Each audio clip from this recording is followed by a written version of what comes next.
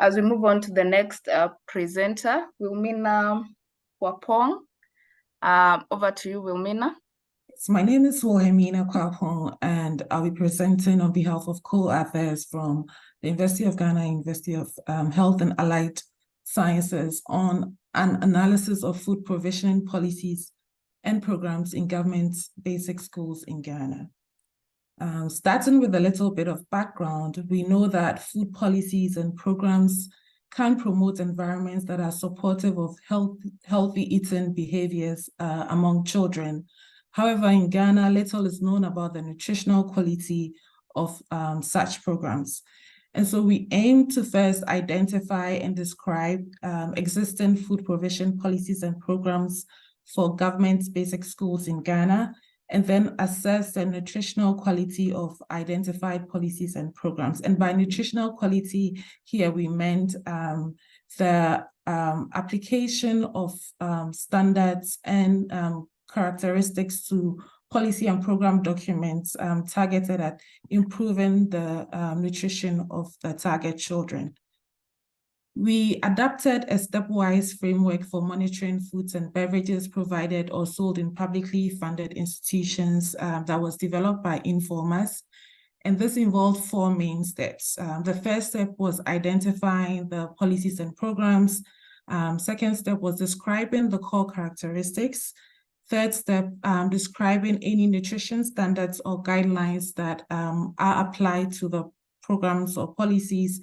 And then the final step was appraising the identified policies and programs against what would be considered ideal characteristics of any school food policy or program. The last step, the appraisal, was done by 2 independent reviewers. So what we did was that we generated a list of ideal characteristics for school food policies and programs that was informed by literature review, but mainly by the Wellness School Assessment Tool. And these characteristics were grouped under 4 sections. So we had standards for school food programs, standards for competitive foods and beverages, wellness promotion and food marketing, and then implementation, accountability, monitoring and evaluation, and communication. For each characteristic, we assigned a score of 0 to 2. 0 if the characteristic was not mentioned, 1 if it was mentioned in the policy or program documents, using statements that are weak and that make it difficult to enforce. And 2, if it was mentioned using clear, strong language that makes it easy to enforce. And then we assigned a comprehensiveness score, which was essentially the percentage of characteristics from our list that was covered. And then a strength score, which was the percentage of characteristics that scored 2.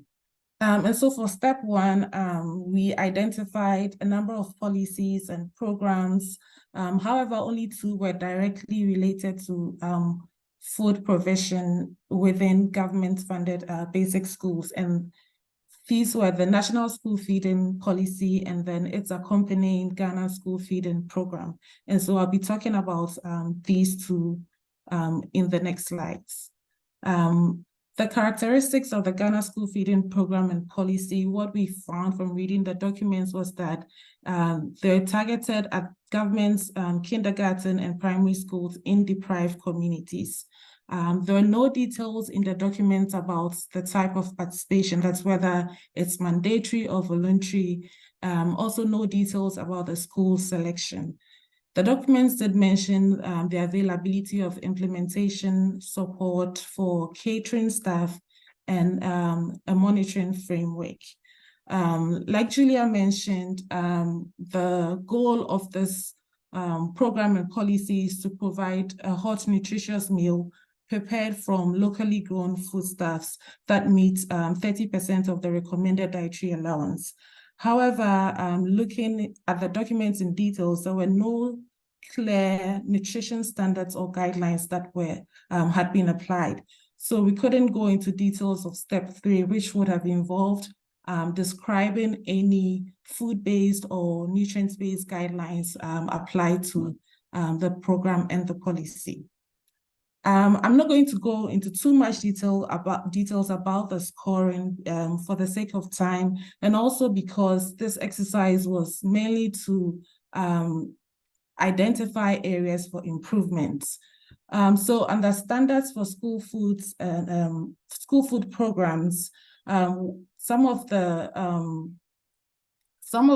things that we identified that needed improvement included, first of all, detailing the nutrition standards or guidelines that have been applied, if any, addressing food safety and food emergencies that may occur in the school school environment, addressing an appropriate school meal environment, what should be considered as an appropriate meal environment, as well as seating time to ensure that children do not rush through their meals, and then including sanctions for non-compliance. For competitive food and beverage standards, comprehensiveness score and strength score were 0. This is because none of the policy documents addressed this area. And so some of the areas for improvement include applying nutrition standards to both sold and competitive foods, regulating foods and beverages that are not only provided, but foods and beverages that are sold within the immediate school environment, foods and beverages that are provided or sold during school events, and again, addressing compliance assurance and sanctions for non-compliance. Similarly, wellness promotion and food marketing was not talked about. And so we recommend including information on modeling healthy eating behaviors by school staff, including some information about physical activity, marketing within the immediate school environment, and then marketing in school curricula, as well as other educational materials. We know that a lot of food industries sponsor some educational materials, so regulating those activities, regulating marketing at fundraisers and other corporate-sponsored events. The area that was covered comprehensively was implementation, accountability, monitoring, evaluation, and communication. However, the strength of the language used was poor. And so we recommend providing an implementation framework for the schools, providing implementation and monitoring evaluation support, not just for the catering staff, but for the catering staff as well as the schools. I'd like to conclude by highlighting 4 key findings from this study for improving the Ghana school feeding policy and its program. The first being applying relevant nutrition standards for not just the foods that are provided by the government, but foods that compete with the provided foods within the immediate school food environment. Regulating food and beverage marketing, using strong language in policy and program documents to ensure implementation, and then finally enhancing oversight for effective implementation. Thank you.